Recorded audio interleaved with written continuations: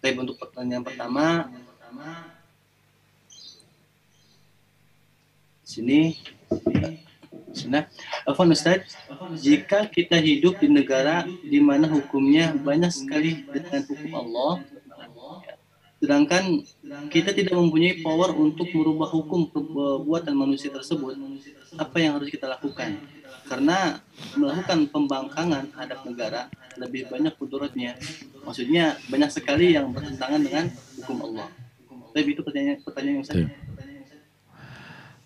Taib, kita memang mendapati satu realitas bahwa sekarang ini kita hidup didominasi oleh demokrasi.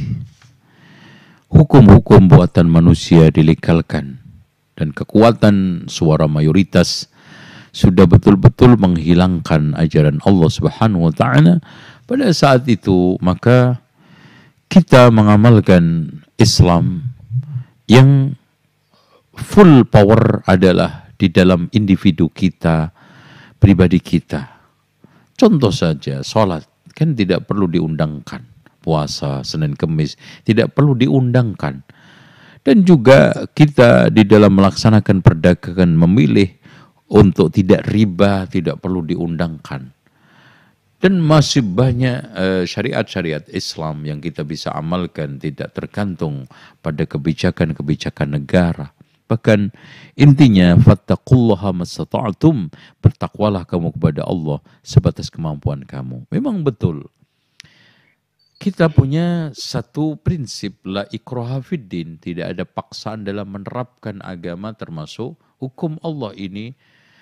Makanya termasuk sistem negara, ada satu tokoh seperti Al-Hasanul Banna mengatakan, tanamkan sistem negara di hatimu akan berdiri di tanah airmu. Artinya, untuk apa kita memaksakan hukum Islam, sistem peradilan Islam, kalau rakyatnya, mereka yang akan menjadi pelanggan jasa hukum tersebut adalah ingkar terhadap syariat, tidak paham terhadap syariat, bahkan mereka menolak rame-rame terhadap syariat. Karena kejahilan itulah membutuhkan kita untuk menanamkan pemahaman kepada mereka, memberikan pengertian kepada kita lewat dakwah, bil hikmah, lewat tarbiyah dengan cara-cara yang baik.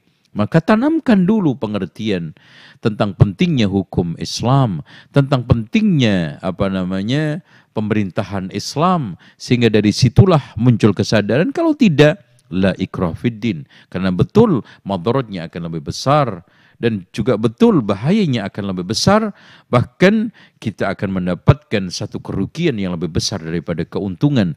Karena apa? Mayoritas mereka tidak menyadari akan hal itu. Jangankan yang lebih sakral, yang lebih besar, hanya sekedar cuplikan kecil, yaitu Piagam Jakarta saja, menimbulkan berbagai macam polemik, diskusi, dan berbagai macam tarik-menarik di dalam tataran realita yang tidak berkesudahan. Wallahu a'lam bishawab. Itu yang bisa saya berikan.